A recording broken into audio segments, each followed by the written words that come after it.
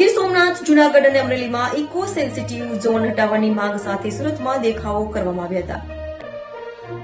ગીર સોમનાથ, જૂનાગઢ અને અમરેલીના સુરતમાં વસતા ખેડૂત અગ્રણીઓ દ્વારા ઇકો સેન્સિટિવ ઝોન હટાવવાની માંગ સાથે સુરતમાં દેખાવ કરાયો હતો.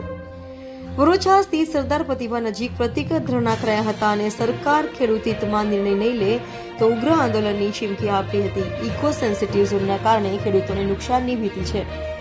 સરકાર દ્વારા ગીર સોમનાથ, જૂનાગઢ અને અમરેલીના 196 ગામડાઓમાં ઇકો સેન્સિટિવ ઝોન જાહેર કરાયો છે, જેનો ગામડાના ખેડૂતો દ્વારા વિરોધ કરાઈ રહ્યો છે. ત્યારે સુરતમાં વસતા ગીર સોમનાથ, જૂનાગઢ અને અમરેલીના ખેડૂતો દ્વારા ઇકો સેન્સિટિવ ઝોન હટાવવાની માંગ કરાઈ છે. તો પોલીસ મંજૂરી વિના કાર્યક્રમનું આયોજન કરાતા પોલીસે ધરણા કરનારાઓની અટકાયત કરી.